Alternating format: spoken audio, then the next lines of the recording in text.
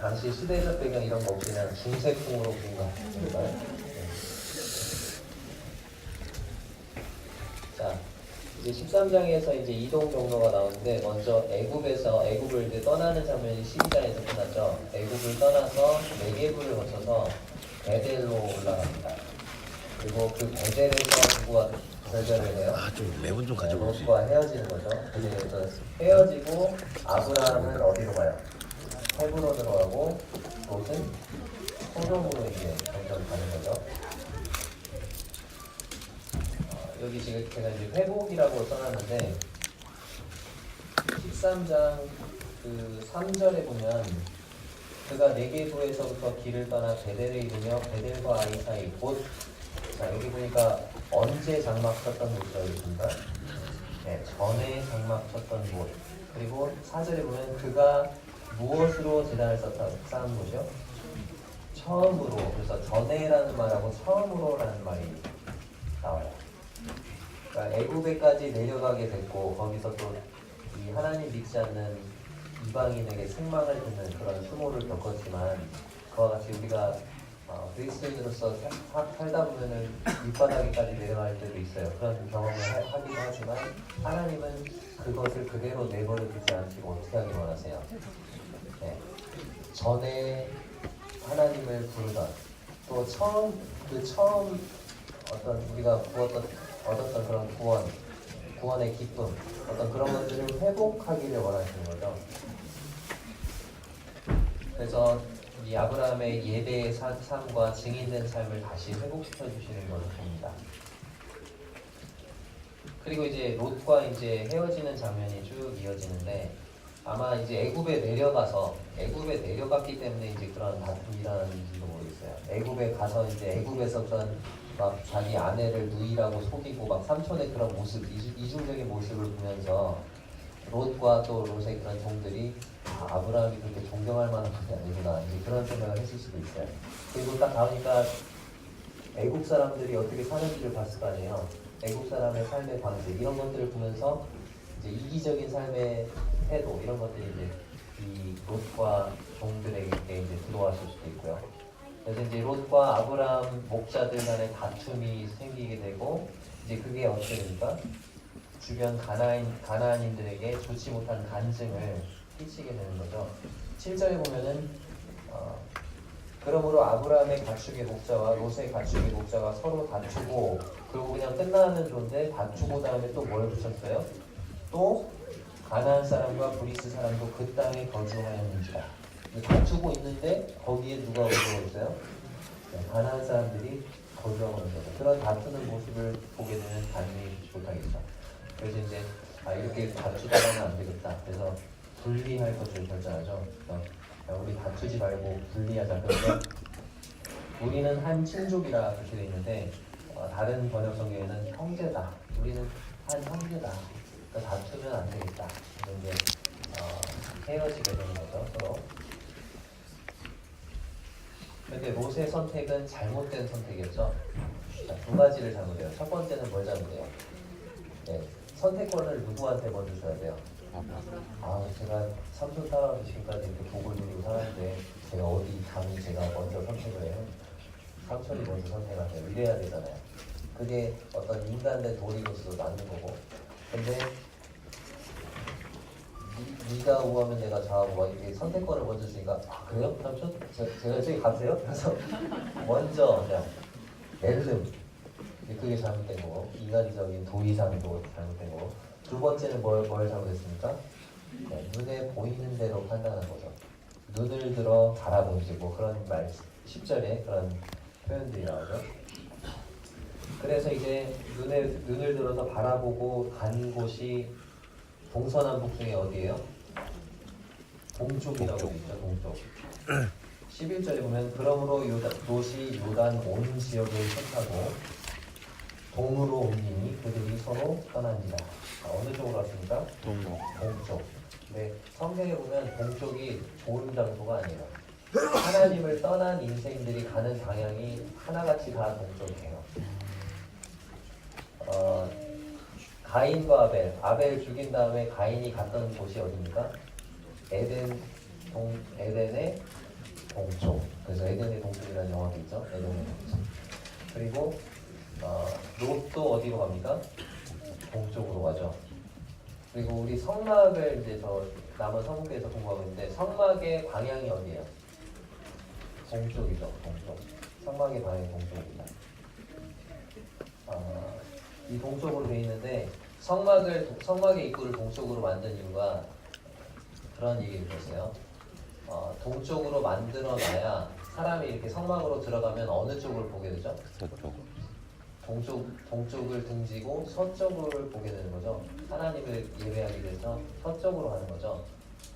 동쪽에 있는 뭘 등지게 되죠? 태양을 등지게 된다. 그러니까 태양을 섬기지 않고 하나님만 섬겨라, 이제 그런 의미를 했다고 그래요. 그 하나님을 떠난 인생들이 가는 방향들이 동쪽이다. 자, 여기 이제 제가 양다리 걸친 그리스도인의 모습을 이렇게 되어 있는데 거기에 왜 그런 제가 표현을 썼냐면 12절을 같이 읽어보겠습니다. 12절 시작. 아브라함은 가나안 땅에 거주하였고 그래서 그 지역의 도시들을 머물렀으며 그는 장막을 옮겨 소돔까지 이르렀더라. 자, 여기 보니까 그 무엇을 옮겼다고요? 장막을 옮겨 소돔까지 이르렀더라. 그래서 자, 그러면 롯은 지금 무슨 생활하는 거예요? 장막 생활하는 거예요. 장막을, 그러니까 건물을 짓고 사는 게 아니고 장막에 거하는 거예요. 장막은 이 땅에서의 나그네 삶을 나타내는 거거든요. 이 땅에서 나는 나그네입니다. 그것을 보여주는 게 장막 생활이에요. 텐트 생활이고. 근데 나그네임을 나타내는 성도의 삶을 산다고 그렇게 장막에 거하면서 그렇게 고백하면서도 근데 그 장막을 어디다 진다고요? 어디 근처? 어디 가까이에? 네, 소돔까지 이르는 소돔 바로 옆에다가 장막을 치는 거예요. 그 말은 뭡니까? 이 땅에서 나그네임을 나타내는 성도의 삶을 살면서도 소돔 및 그 주변 도시들의 어떤 그런 이 땅에 속한, 이 세상에 속한 그런 쾌락도 함께 누리고 싶은 그런 마음이죠. 그래서 양다리를 걸친 그리스도인의 모습을 보았습니다. 근데 이렇게 양다리를 걸칠 수가 있나요? 아주 아슬아슬하게 질타기라면서 그리스도인이 양다리 걸칠 수 있어요? 어느 쪽으로 기울게 되죠? 그게 롯을 통해서 볼 수 있는 거죠. 창세기 14장 12절에 보니까 소돔에 거주하는 롯을 보고 있어요. 장막 생활을 하면서 소돔 가까이에서 계속 그 아슬아슬한 불타기를 하면서 양다리를 둘 다 취하고 싶었겠죠. 근데 나중에 결국은 어디로 기울어집니까? 소돔에 들어가서 사는 거예요. 장막을 버리고. 그리고 이제 19장 1절에 보면 소돔 어디에 앉아요? 성문에 앉았다는 것은 지위가 이제 높아진 거죠. 나중에 이제 살펴볼 텐데. 이제 롯이 그렇게 해서 이제 떠나게 됩니다. 떠난 다음에 아브라함에게 하나님의 말씀이 임하는데 15절에 보면 보이는 땅을 너와 내 자손에게 주리니 영원히 이르리라. 네가 지금 보고 있는 땅을 내가 너와 내 자손에게 줄 텐데 그게 영원히 이룰 것이다. 두 번째는 네 자손이 땅에 티끌같게 하겠다. 네 티끌같이 많아질 것이다. 그렇게 약속을 해주세요.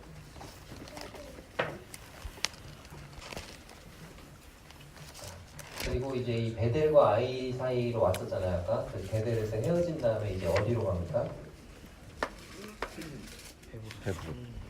18절에 보니까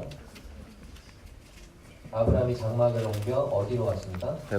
헤브론에 있는 마므레 상수리 숲에 이르렀다. 이렇게 있어요. 거기서 그리고 여호와를 위하여 제단을 쌓았다. 이렇게 있어요. 여기 보니까 마므레라는 이름이 나오는데 이 마므레는 사람 이름이에요. 나중에 14장에서 나올 텐데 마므레라는 사람, 이 아모리 족장의 이름입니다. 이 헤브론 지역에서 이제 다스리고 있는 그런 아모리 족장의 이름인 거죠. 아브라함과 롯의 차이점이 뭐죠? 롯은 자기가 원하는 땅을 직접 바라봤다는 거예요. 자기 눈으로. 내가 보고 싶은 걸 본 거예요. 그리고 그것을 어떻게 했어요? 직접 취했다는 것이 특징이에요. 롯이 눈을 들어서 유다 지역을 바라봤다 했죠. 아브라함은요. 하나님이 보라고 하시는 땅을 봤어요. 그리고 그 땅을 자기가 주신다고 했으니까 가가지고 막 물리적으로 싸워가지고 힘으로 취하는 것이 아니고 하나님이 주실 때까지 어떻게 했어요? 기다렸어요. 자, 여기 보니까 눈을 들어라는 또 바라봤다 그런 말이 둘 다 나오는데 아브라함은 다르죠. 아브라함은 어때요? 여호와께서 아브라함에게 이르시되 너는 눈을 들어 너 있는 곳에서 북쪽과 남쪽 그리고 동쪽과 서쪽을 뭐하라고요? 바라보라. 아브라함은 하나님이 바라보라고 하시는 곳을 보는 사람이었어요. 네 눈을 들어서 지금 바라봐. 내가 보여주는 이곳을 한번 바라봐. 그럴 때 아브라함은 눈을 들어서 바라보는 사람이었어요. 무엇을요?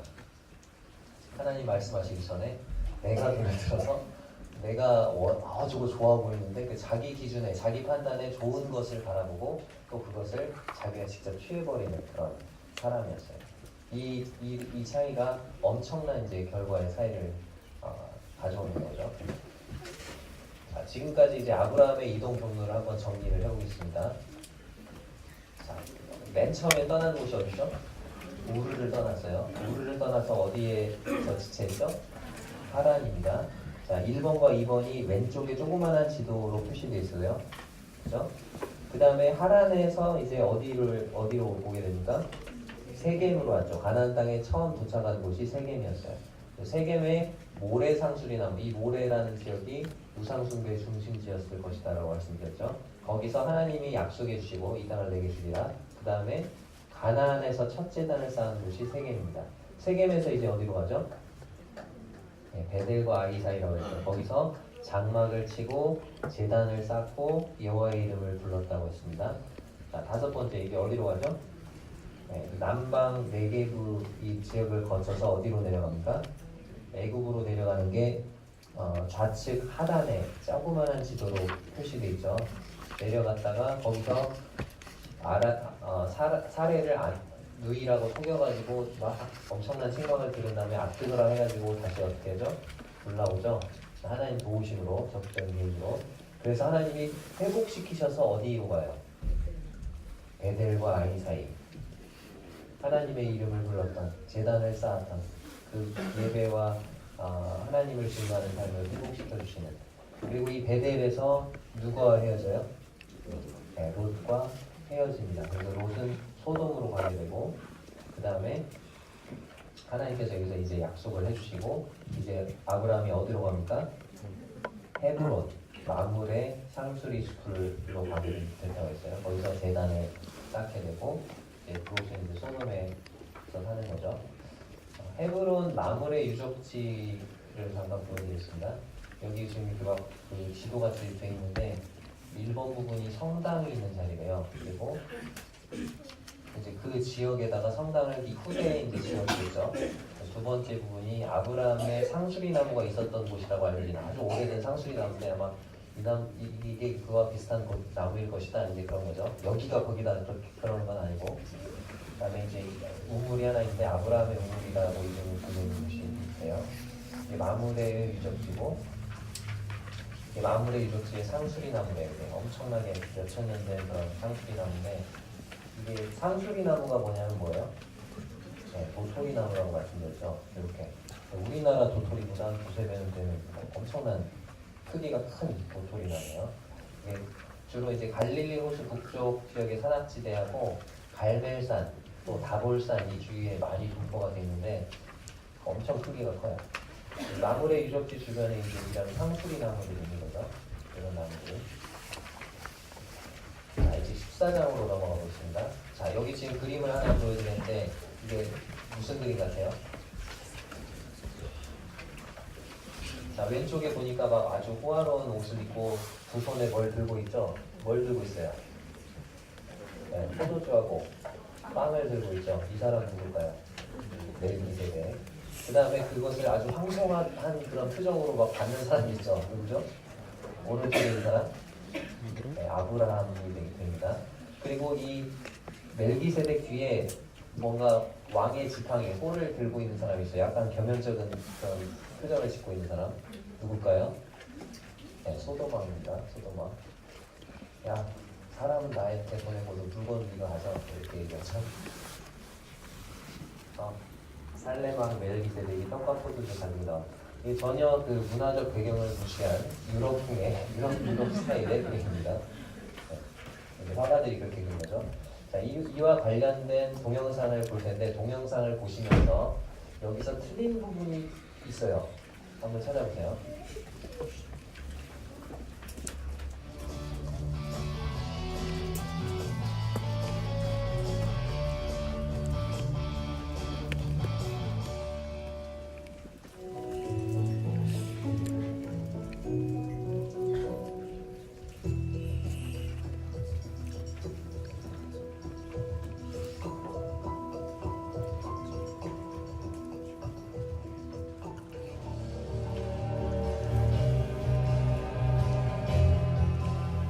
조카 롯과 헤어져 떨어져 살던 때 아브라함은 지금의 예루살렘 위쪽 헤브론에 살았고 롯은 당시 요르단의 서쪽 지역 소돔에 살았습니다. 당시 12년 동안 엘람 왕의 지배를 받고 있던 소돔과 고모라 등 몇몇 국가들이 반란을 일으켰는데 이를 막기 위해 북쪽에서 내려온 엘람의 연합군과 시딤 벌판에서 전쟁을 벌였습니다. 소돔과 고모라 연합군은 이 전쟁에서 대패했고 아브라함의 조카 롯과 그 모든 종들과 재산을 엘람의 연합군들에게 빼앗겼습니다.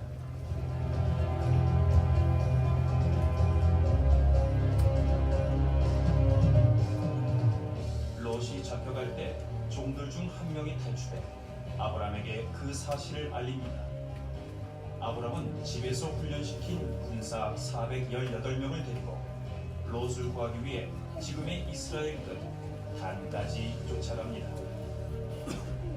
엘람 연합군들을 이긴 아브라함은 북쪽 호바까지 쫓아가 빼앗긴 것을 모두 되찾아옵니다. 아브라함은 돌아오는 길에 살렘, 즉 예루살렘에 있는 하나님의 제사장 멜기세덱에게 되찾은 재산의 11조를 드렸고 그 후 아브라함은 그랄과 브엘세바를 거쳐 살다 이삭을 번제물로 바치는 믿음의 시험을 치르기 위해 모리아 산으로 올라갑니다.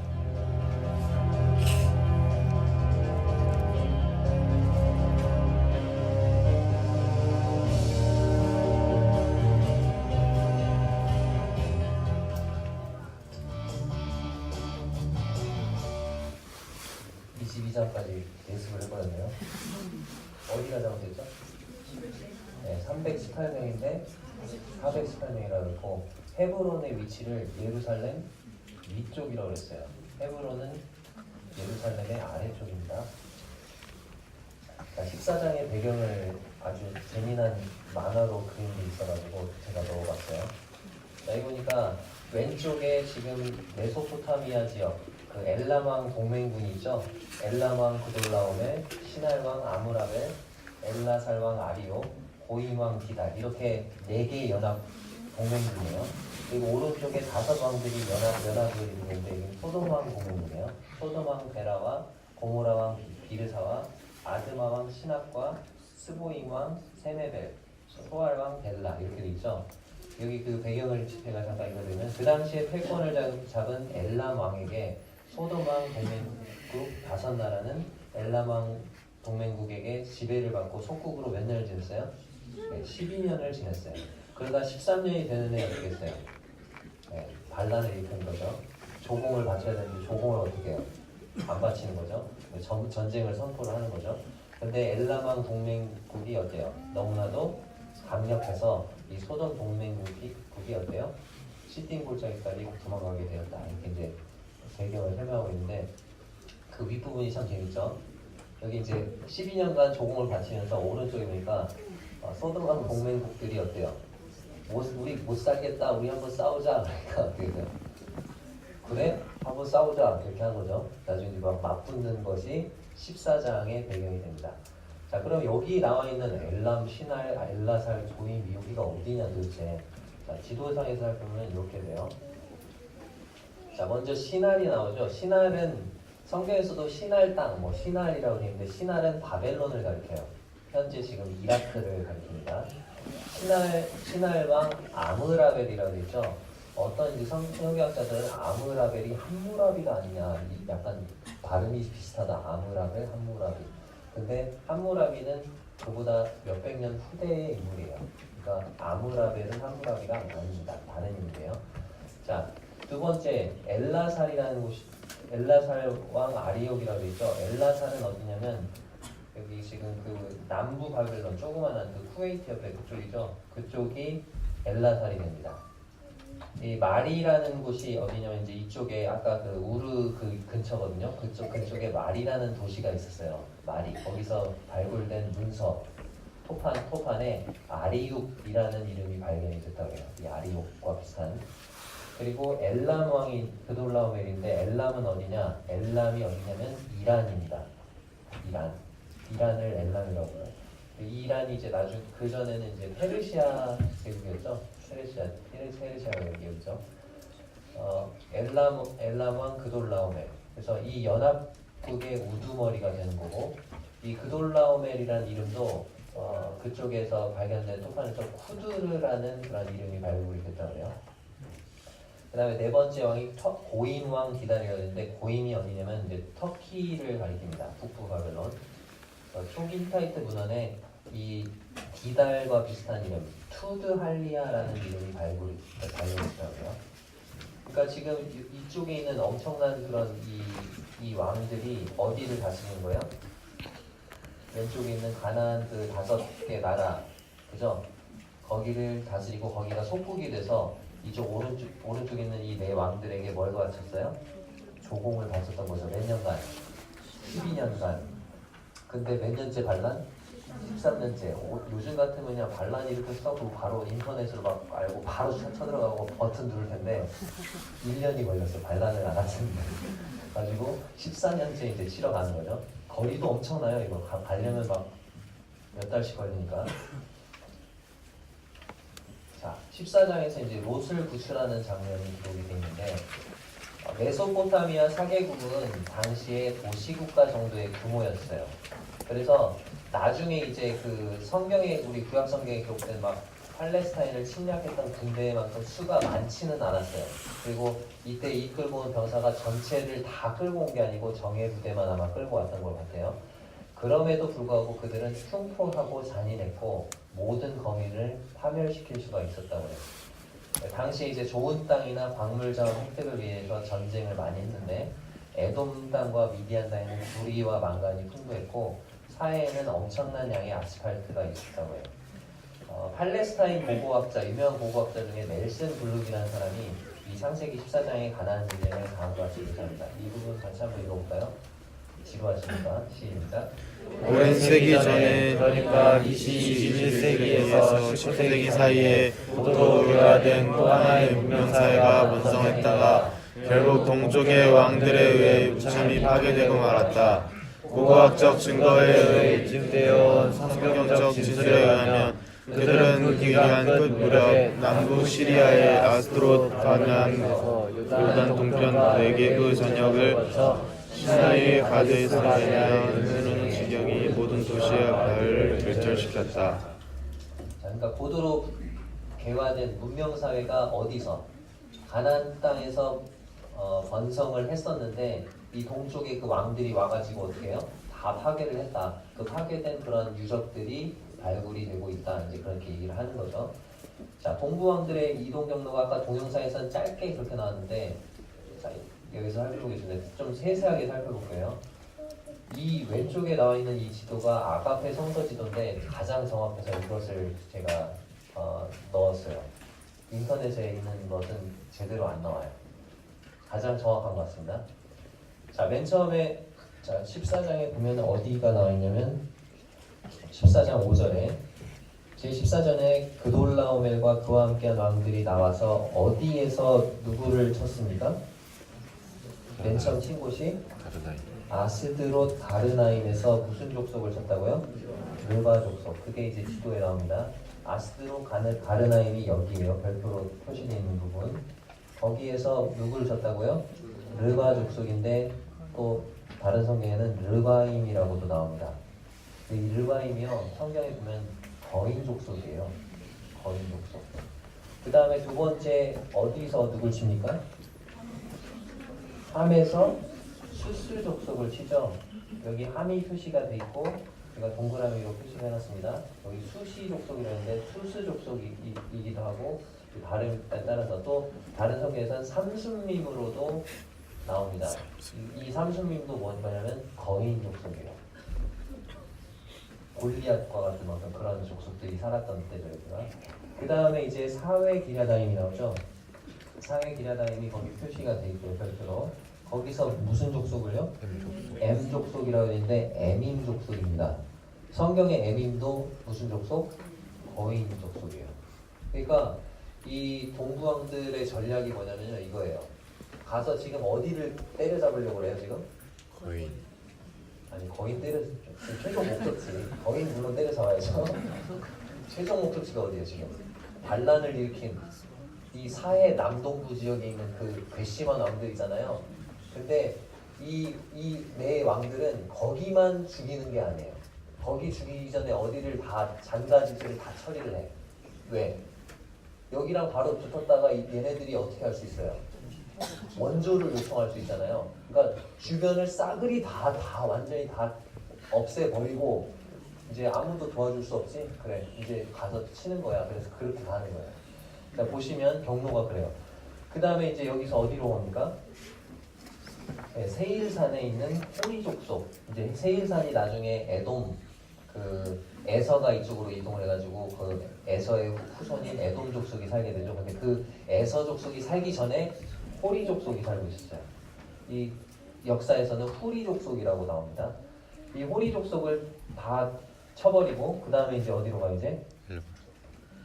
어디로 하냐면 엘바란이라고 되어 있는데 엘바란이 오늘날의 에일랏이에요. 이스라엘 지도 맨 끝에 보면 지금 거기가 잘 안 보이는데 그 부분이 어디냐면 이렇게 조그만하게 뭐가 나와 있죠. 밑에가 거기가 홍해예요. 홍해가 맞닿은 지점에 있는 에일랏 항구 도시거든요.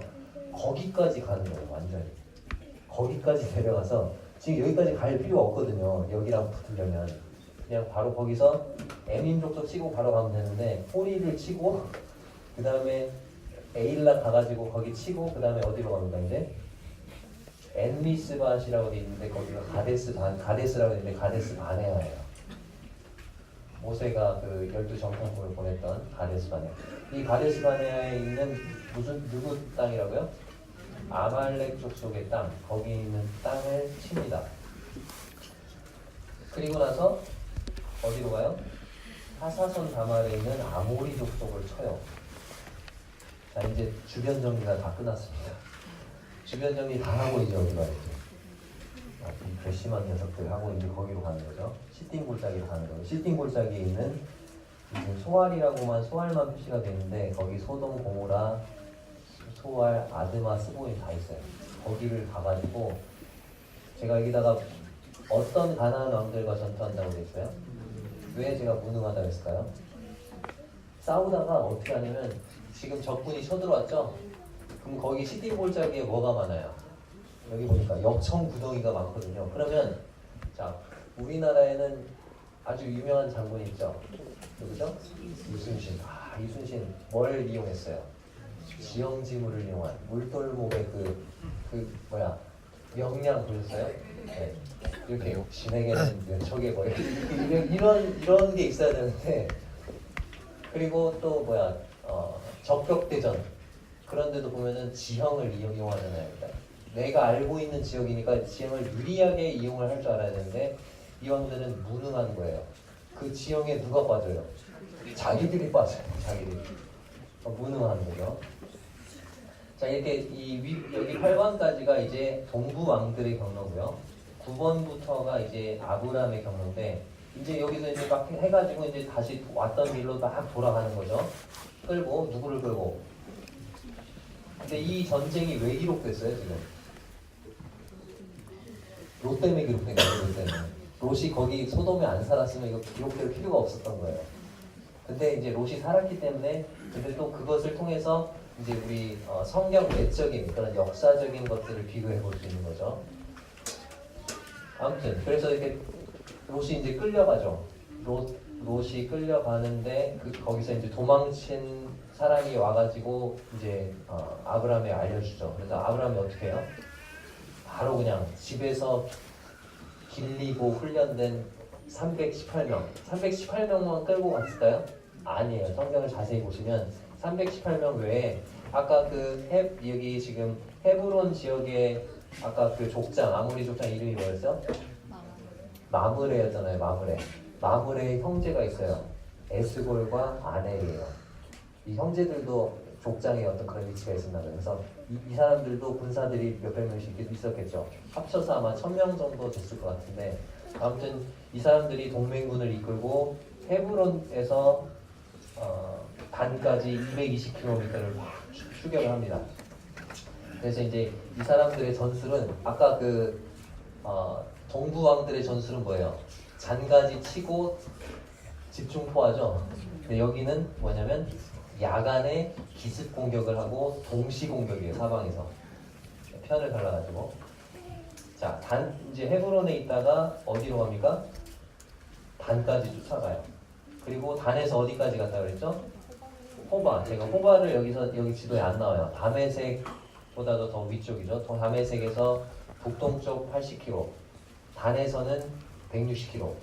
거기 호바까지 쫓아가가지고 치고 이제 구출을 해가지고 온 거죠. 이제 거기서 어디로 와요? 이제 어디로 옵니까? 사회골짜기로 오죠. 자, 여기 17절에 보니까 아브라함이 그돌라오멜과 그와 함께한 왕들을 쳐부수고 돌아올 때 소돔 왕이 어디에 왔습니까? 사회골짜기, 곧 왕의 골짜기로 나와서 그를 영접하였고. 자, 여기 사회골짜기 나오는데 이게 어디냐면 기드론 골짜기예요. 예루살렘 딱 가면은 예루살렘하고 감람산 사이에 있는 조그마한 골짜기죠. 그게 뭐예요? 네, 기드론 골짜기입니다. 이게 사회골짜기. 거기까지 왔어요. 누가? 소돔왕이. 소돔왕은 원래는 지금 사해 이쪽 남동쪽에 있는데 거기서 어디까지 온 거예요? 예루살렘까지 올라간 거죠. 왜? 누구 찾으려고? 자기 사람들 찾으려고. 혹시 거기서 더 아브라함이 인심을 쓰면 뭐도 찾으려고? 네, 빼앗긴 물건이랑 그 재물도 찾으려고 간 거죠. 그리고 이 살렘왕이라고 있는데 예루살렘을 가리킵니다. 이 살렘왕 누가 나와요? 멜기세덱이 나오죠. 뭘 가지고? 네, 떡과 포도주를 가지고. 그리고 이제 아브라함은 어디로 돌아갑니까? 네, 헤브론으로 다시 돌아오는 거예요. 헤브론에서 출발해서. 자, 14장을 이제 한번 쭉 이해를 하셨으니까 한번 정리를 해보면, 자, 14장 제가 말씀드렸죠. 쓰여지지 않았어도 되었을 뻔한 장입니다. 이게 기록된 거는 누구 때문에? 순전히 롯 때문에. 롯이 어디 살아서? 소돔에 살아서. 이 삼촌을 그냥 누를 끼치고 계속 번번이 삼촌을 힘들게 하고 구슬 해보게 만들고. 자, 13절에 보면은 히브리 사람 아브라함에게 그 동방한 사람이 와서 알려줬다고 그랬는데, 히브리 사람이라는 말이, 히브리라는 말이 어디서 나왔냐? 세 가지 설이 있습니다. 첫 번째는 하비루라는 말에서 나왔다. 이제 그 역사적인 그런 문서들을 보면 하비루라는 말이 되게 많이 나와요. 이게 유목민, 약탈자를 의미한다는 말이라고 합니다. 또 두 번째 설은 뭐냐면 셈의 증손 중에서 에벨이라는 사람이 있었어요. 그 셈의 계보를 쭉 보면 에벨에서 에벨, 이브리 이렇게 약간 비슷한가요? 세 번째 유브라데인에서 왔다. 이 아브라함이 그 동편 왕들이 있었던 그 메소포타미아 지역에서 봤을 때는 어느 강 건너편 사람이에요? 유프라테스 강 건너편 사람이다. 그래서 유브라데인, 이브리 비슷한가요? 잘 모르겠어요. 아무튼 세 가지 설이 있다고 합니다. 세 번째, 집에서 길린 자라고 되어 있는데 집에서 태어났다는 의미가 아니고 이거는 고대에 사지 않았다, 값을 주고 산 노예가 아니다 라는 의미라고 해요. 그래서 타이가 아니라 자의로 종이 됐다는 뜻이라고 합니다. 그래서 충성을 약속한 사람들을 많이 끌어모을 수 있을 정도로 아브라함이 부유하고 영향력이 있었다는 거죠. 아, 아브라함에게 가면 우리를 지켜줄 거야, 우리를 먹여줄 거야, 자의로 와서 그렇게 종이 되는 사람들이 많았다는 거죠. 아까 그 동부왕들은 어떻게 종을 만들죠? 네, 정복하고 습격하고 약탈하고 살인하고 그래서 노예를 삼았던 그런 왕들과 대조를 이루는 아브라함의 모습을 살펴볼 수가 있습니다. 아까 이제 그 사회 골짜기, 기드론 골짜기에 두 왕이 오죠. 두 왕이 와서 영접을 하는데 아브라함을 승전하고 돌아온 왕을 영접하는데 두 왕의 모습이 달라도 너무 다르다. 자, 첫 번째 왕 살렘 왕 멜기세덱이 나는데 살렘이라는 말이 샬롬 아시죠? 샬롬의 또 다른 그런 형태가 살렘인데 샬롬이 뭐냐면 평강이라는 뜻이죠. 그래서 히브리서에 보면은 평강의 왕이다 그렇게 얘기를 하고 있죠. 멜기세덱이라는 말은 의의 왕이라는 뜻입니다. 그리고 이 멜기세덱이 떡과 포도주를 가져와서 이제 아브라함을 축복하죠. 축복하는 장면이 나옵니다. 그리고 아브라함이 축복을 받고 어떻게 했어요? 자기 그 전리품 중에 얼마를 드렸어요? 10분의 1을 11조로 이 멜기세덱에게 드리는 모습이 나옵니다. 히브리서 7장에 보면 이 멜기세덱이 누구의 모형이에요? 예수 그리스도의 모형이다. 그리고 이제 소돔 왕이 나와서 영접하는데 소돔 성에서 예루살렘까지 올라오죠. 그러면서 뭐라고 하냐면 야, 사람은 내게 보내고 물품은 네가 가져라. 이렇게 말할 수 있는 처지예요. 근데 소돔 왕이 사람도 누구 거죠 지금? 전리품이잖아요. 사람도 누구 거예요? 이제 누가 그 사람들의 왕이 되어야 돼요? 아브라함 거죠 다. 물건도 아브라함 거. 자기 뺏겼으니까. 근데 인심 쓰는 척 하면서 사람은 나 줘. 물건은 그냥 네가 다 가져. 그렇게 얘기하죠. 근데 이제 아브라함은 어떻게 합니까? 물건을 가지니까? 가지지 않죠. 내가 소돔 왕 때문에 부자가 됐다는 말 듣기 싫다. 그래서 거절하죠. 다 돌려보내죠. 아브라함의 모습을 우리가 살펴보면 첫 번째, 아브라함은 이타적이고 희생적인 사람이었어요. 롯을 위해서 어떻게 합니까? 기꺼이 전쟁에 참여하죠. 자기가 어떻게 될 수도 있어요. 롯 구출하러 갔다 어떻게 될 수도 있어요. 죽을 수도 있는 거예요. 제가 읽은 어떤 책에 보니까 이 재미난 표현이 있더라고요. 이 아브라함은 째째한 사람이 아니었다는 거예요. 그러니까 롯이 잡혀갔다는 소식을 듣고 팔걸이 의자에 딱 이거 딱 제끼고 앉아가지고 그 녀석 삼촌 대우도 제대로 안 하고 지가 먼저 좋은데 차지하고 막 가더니 잘 됐구만 이렇게 말하지 않았다는 거예요. 그러니까 롯이 아무리 잘못된 선택을 하고 인간적인 도리에 어긋나는 그런 행동을 했지만 그런 얘기를 들었을 때 어려운 소식을 들었을 때 그 어려움을 기꺼이 나서서 도와줄 줄 아는 그런 사람이었다는 거죠. 그래서 아브라함은 대인배다. 어떤 세계관 그렇게 소개하고 있더라고요. 성도님들도 그런 마음 품으셔야 되겠죠? 내 말 안 듣더니 저 성도 잘 됐어. 그러면 안 된다는 거죠. 그리고 아브라함은 겸손한 사람이었어요. 멜기세덱 왕이 와서 이렇게 축복해줄 때 그 축복을 어떻게 해요? 하나님의 축복으로 받아들이고 멜기세덱에게 11조를 드리는 모습입니다.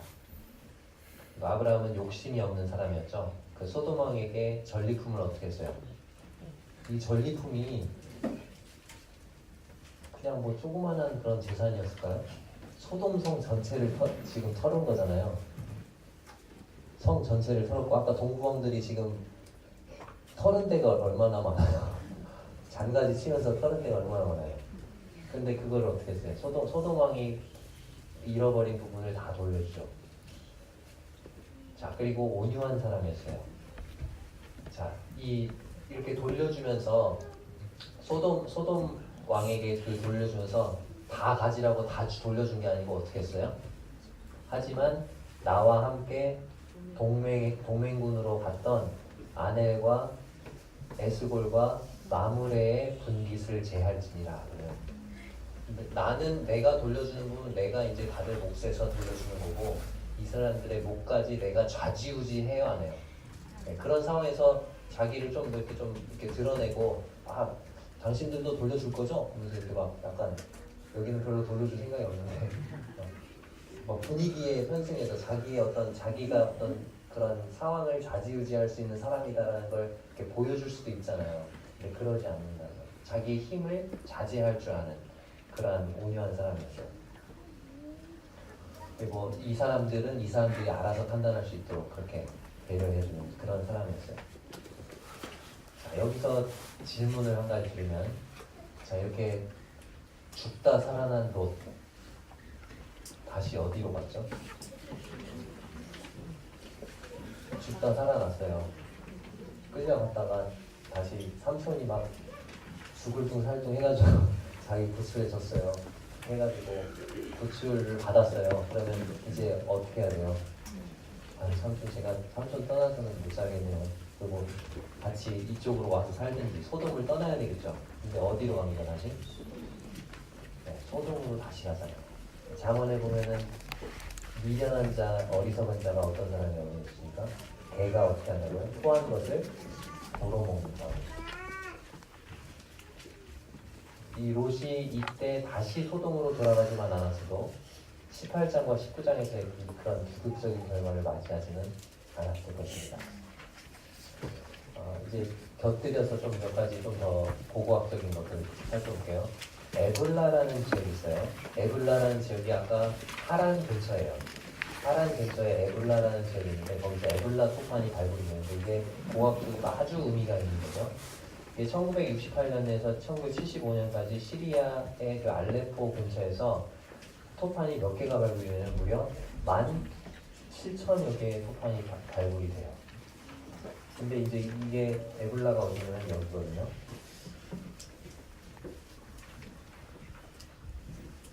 보이십니까? 네, 에블라가 여기예요. 쭉 이동되는 하란에서 이렇게 내려온 이 부분인데 이 에블라 유적지가 발굴이 됐고 이 에블라 유적지가 에블라의 왕실 문서 보관실이 이렇게 발굴이 됐어요. 그 부분이 이제 이런 식으로 표시를 해놓은 거죠. 이렇게 돼 있다. 여기는 아르카이브라고 되는 데가 이제 보관실입니다. 거기에서 이제 이렇게 흙 속에 묻혀있던 이게 다 토판인 것입니다. 이런 토판들이 발굴이 돼서 이거를 다 깨끗이 이제 정리를 해놓은 사진 이런 건데 이 에블라 토판이 되게 중요한 게 뭐냐면 성경하고 되게 밀접한 관련이 있다는 거죠. 첫 번째는 이 에블라 토판에서 뭘 얘기하고 있냐면 창조에 관한 기록이 나왔어요. 창조에 관한 기록이 기록되어 있는 토판이 에블라 토판이다. 근데 여기서 주목할 거 뭐냐면 유일신 루갈이라는 신이 천지를 창조했다. 그게 이제 아주 주목할 만한 것이죠. 유일신 사상이 바실론 이후에 나왔다는 주장에 대한 반대 증거다. 이게 무슨 말이냐면 이제 그 많은 사람들이 무슨 얘기를 하냐면 유일신 사상, 이스라엘 유일신 사상 그 출애굽 때 나오는 거잖아. 그 전에는 바실론이었어. 이렇게 얘기하는 거죠. 맨 처음에 사람들은 처음부터 다신론을 믿었지 유일신을 믿은 게 아니야. 유일신은 출애굽하면서 이스라엘이 만들어낸 거야. 이렇게 얘기를 하는 거죠. 근데 그게 아니다. 인류의 최초 조상, 우리 조상을 계속해서 올라가다 보면 문명의 처음이 되는 어떤 그런 부분까지 올라가면 역사적으로 봤을 때 가장 초기의 인류들은 어떤 사상을 믿었다? 유일신이다, 다십니다. 유일신을 믿었다는 거죠. 이게 되게 중요한 거예요. 그다음 두 번째는 이 토판에 수많은 사람들의 이름이 기록이 되는데 거기에 이런 이름들이 기록이 되어 있다는 거예요. 이삭, 야곱, 아브라함, 데라, 나홀, 수룩. 어제도 많이 들어봤죠. 성경에만 있는 게 아니고 이런 이름이 어디에도 기록됐다고요? 이 에블라 토판에도 기록이 되어 있다는 거예요. 이게 무슨 의미냐면 그 당시에 쓰이던 이름이에요. 이게 자 예를 들어 보겠습니다.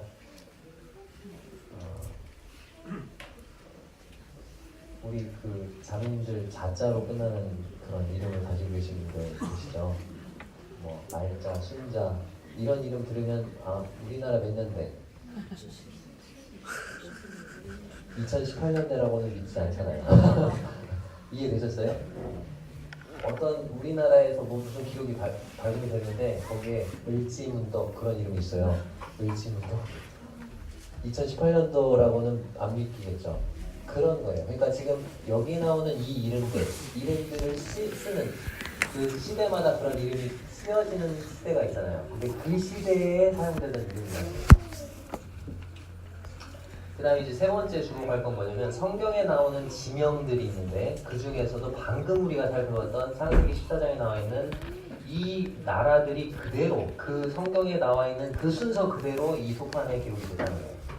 메소포타미아 4개국이 나왔죠. 시날과 엘라살과 엘람과 고인이 그 순서대로 똑같이 그리고 가나안의 5개국 소돔과 고모라, 아드마, 수보민, 벤라 이 순서대로 그대로 기록이 됐다는 거예요. 그러니까 성경에만 존재하는 나라와 도시가 아니라 이 성경 외적으로도 이런 증거가 있었다는 거예요. 실제로 이러한 도시들과 나라들이 존재했다, 존재하지 않았다? 존재했다는 것입니다. 여기까지 정리하고 2교시 마치겠습니다. 감사합니다. 네, 교시 시작하겠습니다.